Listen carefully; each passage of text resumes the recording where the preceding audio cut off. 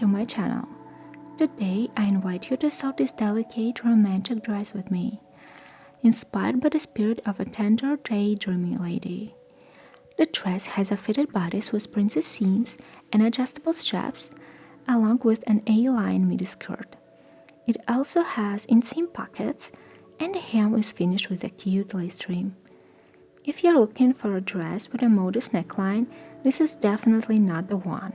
It has quite a deep cleavage. And the great thing is that the pattern includes 3 cup size options to fit a wider range of body types. Let's not waste any time and get started with sewing.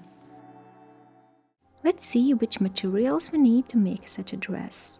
First, I have a simple plain weave cotton fabric here, perfect for an everyday summer dress. Next, I'll need a tape or strips of non-stretch interfacing to reinforce the edges. An invisible zipper is also required, along with lace trim. I'm using cotton lace trim here, and I soaked it in water, just like the main fabric, to ensure it shrinks beforehand. Finally, I'll need a ring and slider set for adjustable straps. The pattern requires a set for 1 cm wide straps. Also, it's great if you have something to press the curved seams over. If not, you're able to sew this dress anyway. If you're curious which book is lying on the corner of my table, I'm sure there will be some questions. It's Textilepedia, my favorite book from Fashionary. Let's cut the pieces. The pattern has lines for 3 cup options on the front bodice pieces, so choose yours according to the under bust and bust measurements and cut these pieces along these lines. Transfer the darts. Use the same pattern pieces for the center front, side front and back for both the main fabric and the facing. The pattern is designed to self-line the bodice with the same fabric. Here I call it facing, which you consider as bodice lining. If the main fabric is dense, you can use a lighter fabric for the facing. We have to iron the stay tape to all bodice and facing pieces along the front and back necklines and underarm edges to prevent stretching. The difference is that for the main bodice, we also interface the center back edges. Handle the pieces gently to avoid stretching and clip the stay tape along curved sections so it lays flat.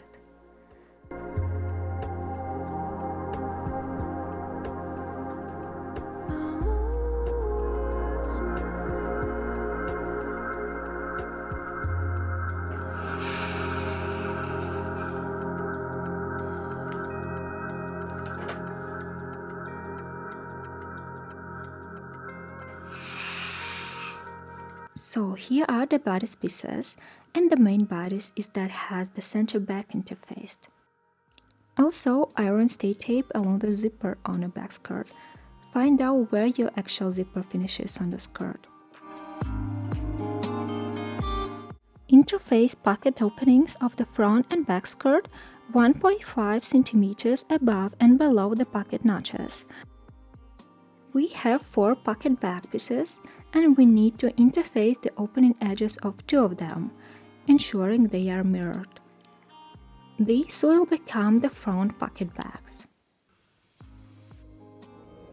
Let's assemble the bodice and the facing. Match the notches and stitch the center front pieces to the side front pieces, right sides together. It's easier to stitch the curved bust sections from the center piece. Make everything the same from the front-facing pieces. Also, in the final version of the pattern, the seam allowance of the center piece at the top will be shaped correctly, so there won't be such a pointy corner. Clip the seam allowances along the curved sections, stopping 2 mm from the stitch line on both the main front piece and the facing.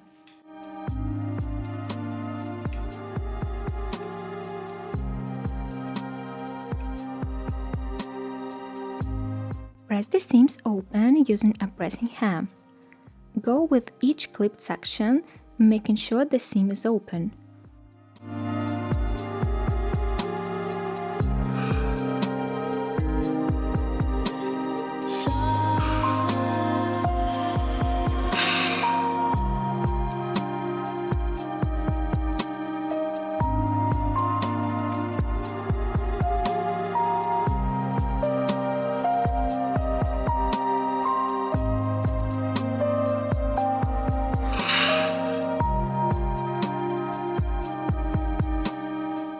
For a perfectly smooth result, you can trim small corners where the fabric of the seam allowance turned out overlapped. I suggest this for thin fabrics especially, as well as pressing the seams close for very light fit fabrics.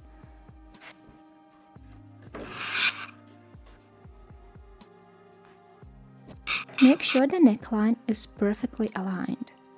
If you don't have a pressing hem, you can use a sleeve board and carefully press each section with the tip of the iron.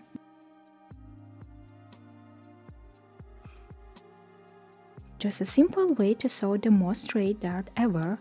Fold the fabric matching notches, pin on the dart point, make the backstitch for the dart, and with a ruler draw a line, which you can follow to stitch up to the pin.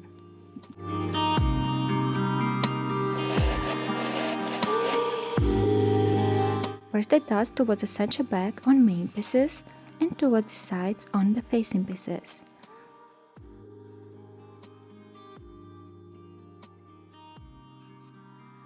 So the fabric bulk of the dart is evenly distributed when the facing will be sewn on. Sew the side seams and press the side seams open. Make sure this line is curved nicely. So we have the main bodice and the facing assembled. For now we will set the facing aside and work with the main bodice soon. But first we will prepare the skirt with the pockets. Begin by ensuring that the notches on all the pocket back pieces and the front skirt are perfectly aligned. Take the interface pocket back piece and sew it on the front skirt between the notches only, with the right sides together. This is the front pocket back.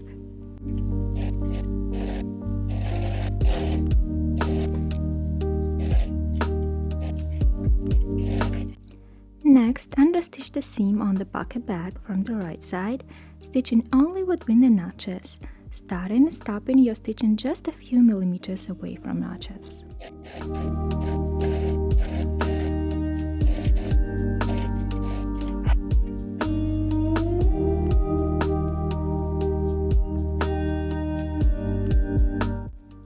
Carefully clip the seam allowances of the both pocket backs and the skirt at the notches, making sure not to cut through the stitching. Then finish the seam allowance of the section between the notches using an overlocker or a zigzag stitch, working from the pocket back side.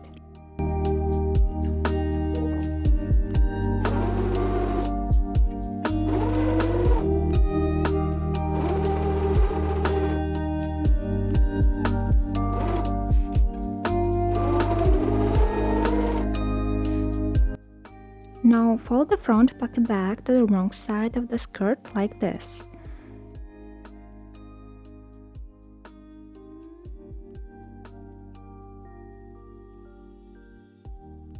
Keep the unfinished edges on either side pressed towards the sides.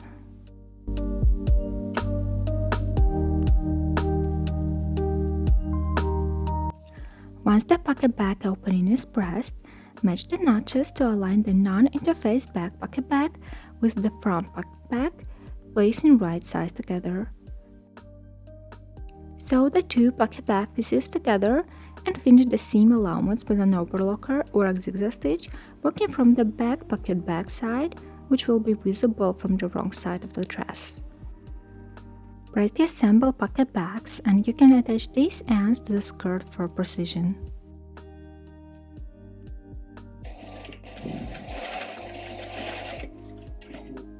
Sew the side seam of the skirt with the right sides together. As you sew, be sure to catch the corners of the pocket opening in the side seam, but take care not to catch the finished edge of the pocket opening itself.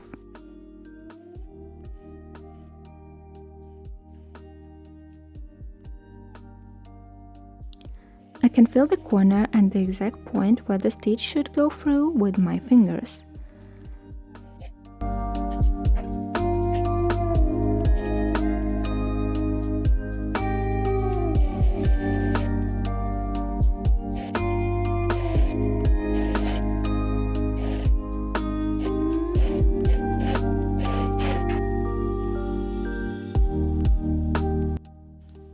Finish the side seam allowances with an overlocker or a zigzag stitch, working from the front. Once the seams are finished, press the pocket neatly towards the front and the side seams towards the back.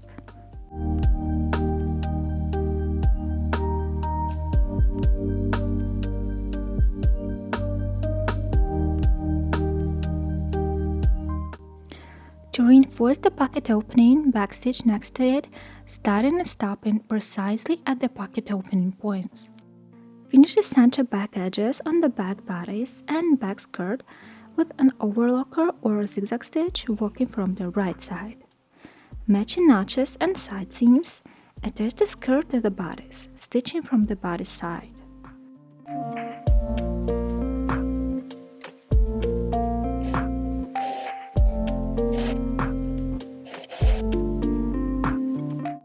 Press the waist seam allowance towards the bodice.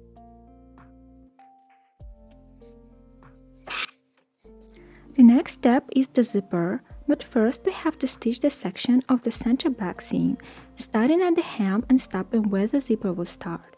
To find and mark the spot, measure your actual zipper length and mark a notch where the center back seam should start. I have a long zipper, so I will shorten it and the zipper stop will be somewhere here. In the zipper installation method I prefer, the center back seam is sewn an additional 2 cm above the bottom zipper stop. Switch to an invisible zipper presser foot on your sewing machine. Position the top zipper stop 1.3 cm from the top edge and ensure the bottom zipper stop extends below where the stitch seam ends, leaving the zipper tail past the stitching. Pin the zipper in place or baste if needed. Starting at the top, stitch down one side of the zipper tape close to the teeth, stopping precisely where the center back seam begins. If you need detailed instructions, I have a very thorough video on how to install invisible zippers, which I highly recommend watching. Here I'll show the general steps. Close the zipper, mark the waist seam, align the marking with the waist seam and the zipper remaining tail with the center back. Stitch the other side of the zipper tape. Pull the zipper slider through the small remaining hole and close the zipper. Press lightly. Make sure everything is aligned. Finally, secure the remaining zipper tape tail by stitching it to the center back seam allowances only.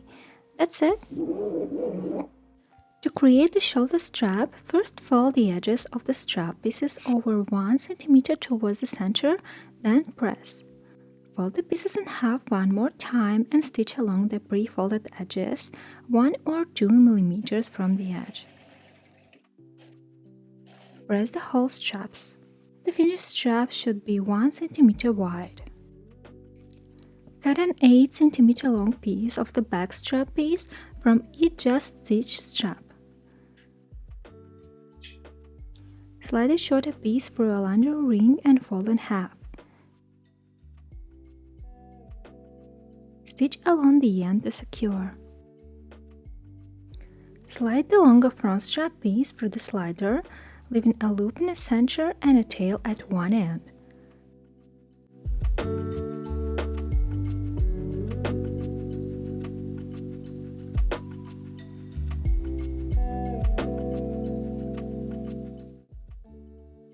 Slide the tail through the ring, positioning tail so that it's turned back under the slider.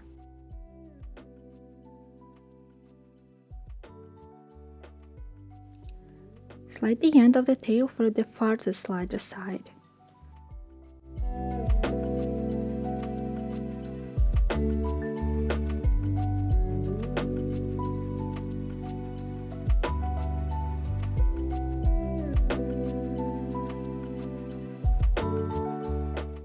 Next, loop the tail around and slide it through the opposite slider side. Help yourself with a tool or a pin.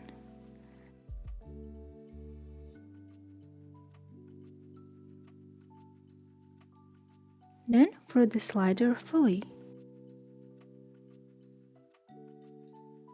Align the end of the tail with the strap and secure it here with 10 zigzag stitches. The distance between the ring and the slider should be approximately 10 centimeters. When making the second one, make sure the top stitchings are mirrored.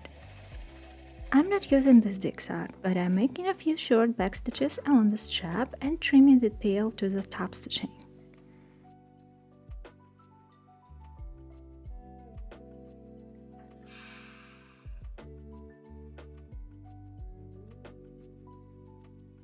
On the back piece, the strap should be placed next to the dots at a slight angle. Right sides together, baste the straps to the top. Try the straps on when basted to the back and measure if any lengths need to be trimmed from the front. I suggest pulling the straps tightly so the front construction lifts the bust up. Mark where the straps should be attached to the front. They should be placed at the neckline corners, right sides together.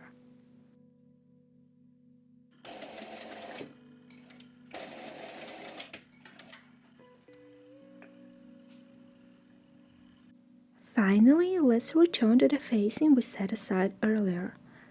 Trim 3 mm from the edge along the facing center back, as the facing should be a little bit smaller.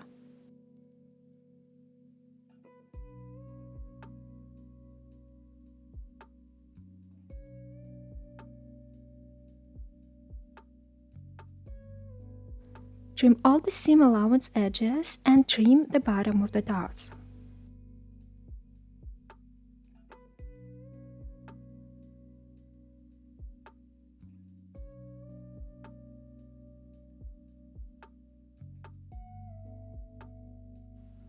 Finish the bottom edge of the facing by folding and pressing it 1 cm towards the wrong side.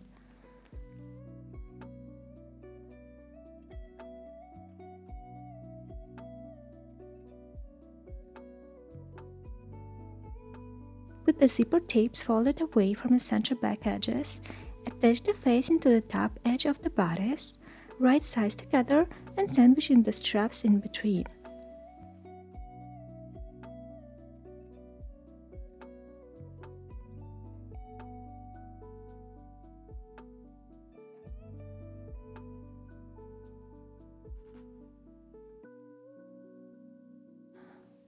When you reach the straps, the seam should run perpendicular to the strap. I help myself marking the exact position of the straps with pins. You can also make a chalk mark.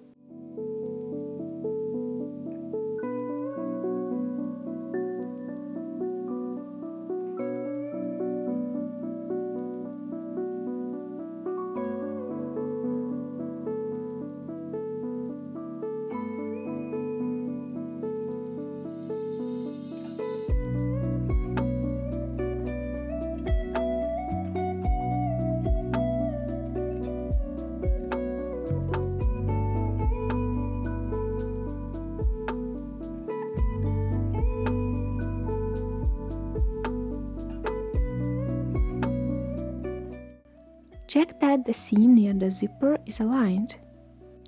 Clip the seam allowance on the curved neckline and underarm sections, being careful not to cut into the stitching.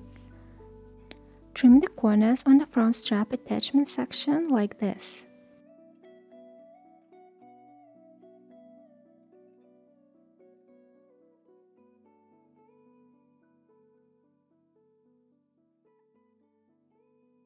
Next, understitch the seam along the facing, stitching as close to the straps as possible.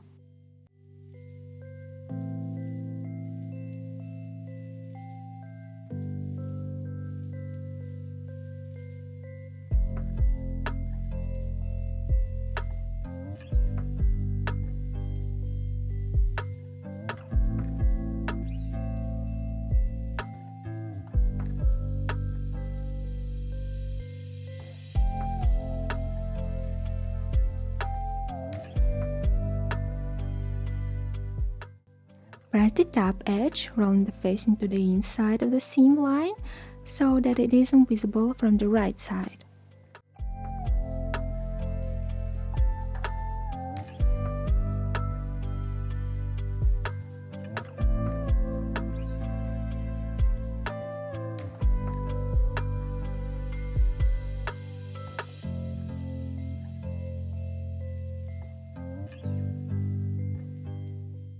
I'm switching the foot to the zipper foot.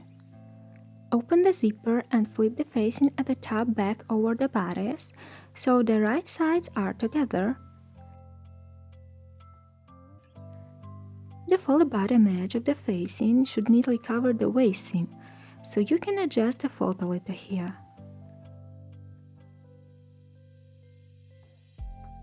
Using a zipper foot or positioning your needle close to the zipper teeth, stitch the facing to the zipper tape and seam allowance only, right along the zipper teeth. Check if these folds are aligned before stitching the second side. If everything is done correctly, you don't have to trim this corner. Turn the facing to the inside of the bodice so the wrong sides are together and press the facing along the top edge and the zipper.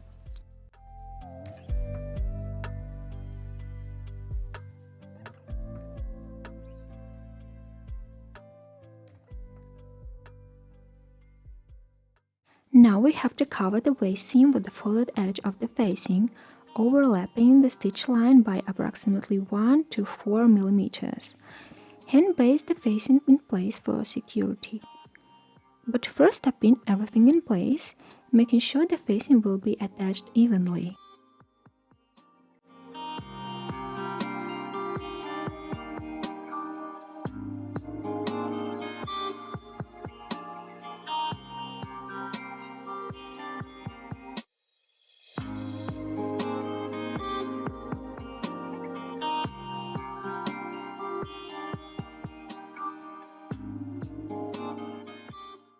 From the right side, stitch and stitch along the waist seam to secure the facing.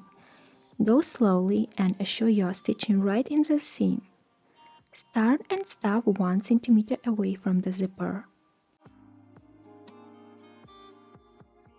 If you have carefully basted or pinned the lining, the seam on the wrong side will look very neat. So don't be lazy, it's an important step. Finally, press the entire bodice to complete this step. That was a very easy and fun way to finish the lined bodice, wasn't it? I pressed the both layers over the hem once again.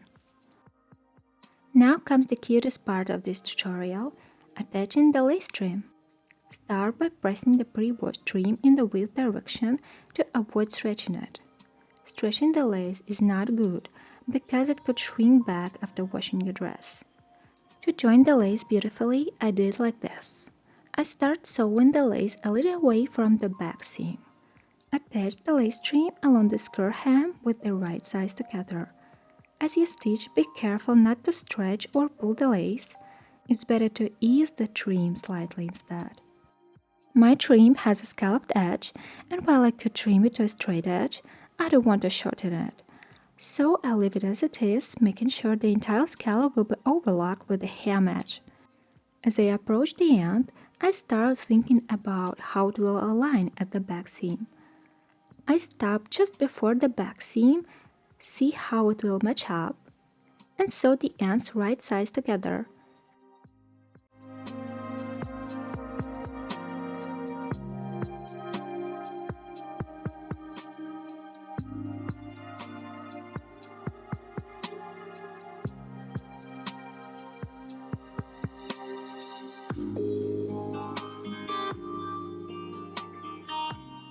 Then I trim the ends and fold the seam as if been pressed open, and sew on the remaining section.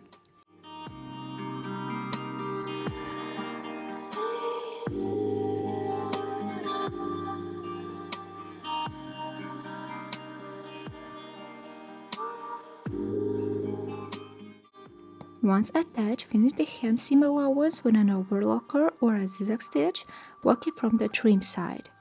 I switch my overlocker threads to match the trim.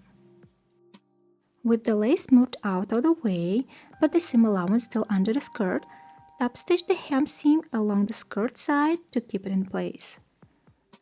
I do it like I'm understitching.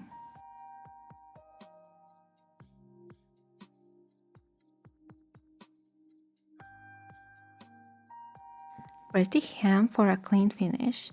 I'm a fan of lace finishes. And just like that, the dress is finished. So cute. When tried it on, don't hesitate to make this for the bust to be lifted. I would love to see a finished creation. Feel free to take a photo and post it on socials.